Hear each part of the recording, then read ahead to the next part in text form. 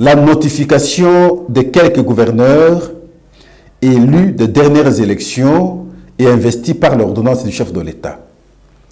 Nous devons rappeler que les élections des gouverneurs qui ont été organisées, c'est dans l'actif du vice-premier ministre et ministre de l'Intérieur, Sécurité, Décentralisation et Affaires coutumières, Daniel Asselo Kito Akoy. C'est parce que lorsqu'il prenait fonction, il a trouvé nos provinces dans un dysfonctionnement incroyable. Des conflits entre les assemblées provinciales et les gouverneurs de province. Je me moque souvent quand j'entends les députés nationaux, les sénateurs parfois parler de l'ingérence. Mais lorsqu'il y avait ces conflits, là, vous étiez où pour trouver solution? Il a fallu qu'on gère rationnellement, intelligemment ces conflits pour trouver solution. Mais si on ne sait pas intervenir, on trouverait solution comment? S'il fallait mettre en tête, comme vous voulez souvent qu'on le dise, l'ingérence et l'ingérence, les provinces resteraient encore dans l'état de dysfonctionnement. Donc il a fallu comprendre la situation.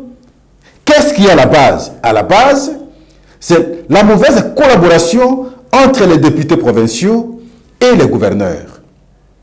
C'est les députés provinciaux qui font roi les gouverneurs, et c'est plus les gouverneurs qui se retrouvent que les députés provinciaux.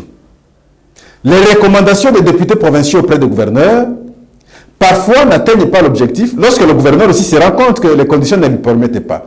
Du coup, c'est des conflits.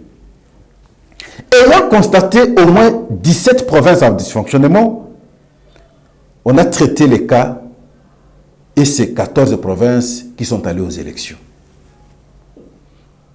Sur les 14 provinces, aujourd'hui nous avons au moins 14 gouverneurs avec leurs vices.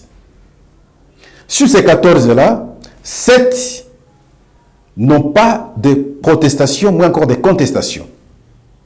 Ils n'ont aucun dossier maintenant, aucun contentieux en justice. Et le chef de l'État a estimé qu'il fallait maintenant prendre les ordonnances pour qu'ils aillent travailler. Pour qu'un gouverneur qui est élu pose les actes, il doit d'abord être investi. Son investiture dépend de l'ordonnance du chef de l'État. Et c'est comme ça, là aussi c'est une autre confusion du côté des députés nationaux et des sénateurs. C'est comme ça que le vice-premier ministre, après élection, a pris une petite mesure, sinon en termes d'information, vous êtes élu, oui, mais vous ne pouvez pas poser les actes aujourd'hui. C'est ceux qui expédient les affaires courantes qui vont continuer à poser les actes, même si eux aussi ont des limites, jusqu'à ce que vous serez investis par les ordonnances du chef de l'État. Voilà, c'est là où nous sommes aujourd'hui. Les ordonnances prises pour ces 7 gouverneurs, ces gouverneurs-là d'office, peuvent prendre les actes. Bien sûr, ils seront dans quelques jours dans leur province, ils vont faire des remises et reprises, et ils vont commencer à poser les actes. Mais avant de se déplacer, il a fallu avoir les actes de notification de la part du ministre des tutelles, le ministre de l'Intérieur, Sécurité, Décentralisation, Affaires coutumières. C'est ce qui a été organisé. Les 7 gouverneurs-là, il y a eu le gouverneur du Kasaï central, le gouverneur du Kasaï oriental, le gouverneur du Sankuru, oh là là, je salue, le gouverneur de Tanganyika, le gouverneur du Congo central, il y a un autre gouverneur qui ont reçu leur notification. Maintenant, ils vont commencer à poser les actes. Les autres, les 7 autres, parce qu'ils ont des contentieux, les dossiers sont en justice, la justice n'a pas encore tranché, le chef de l'État ne pouvait pas maintenant promulguer. Donc, il faut attendre jusqu'à ce que les arrêts de la justice vont donner raison ou pas, vont confirmer le vote ou annuler le vote. C'est alors que le chef de l'État va apprécier d'autres cas pour que finalement ceux-là soient investis et aussi bénéficier les actes de notification pour aller maintenant faire le travail dans leur province. Un conseil leur a été prodigué par le vice-premier ministre et ministre de l'Intérieur. Lequel? Nos provinces sont dans un état de pauvreté constaté. Vous avez le devoir, vous, de ne mettre en tête que le travail pour la population. Dans vos provinces, vous représentez directement le chef de l'État. Peu importe votre provenance, mettez en tête que vous êtes le collaborateur direct du chef de l'État.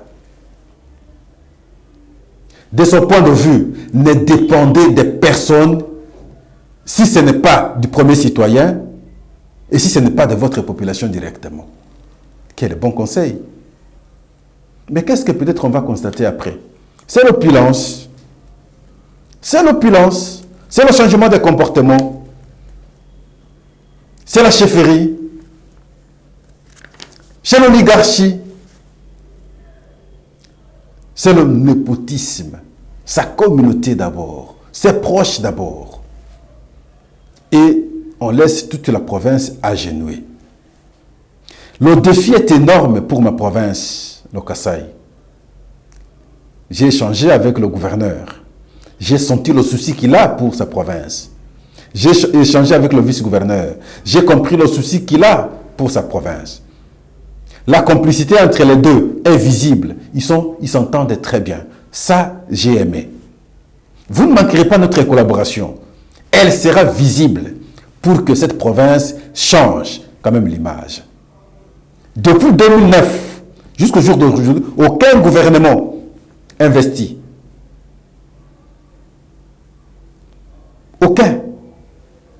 Aucune bonne action posée depuis 2009 jusqu'à aujourd'hui. Je vois deux jeunes élus aujourd'hui qui comprennent les enjeux, nés, grandis là-bas. Ils ne sont venus à Kinshasa ici que pour les études. Aujourd'hui, ils sont gouverneurs. Qu'est-ce qu'on va encore prétexter?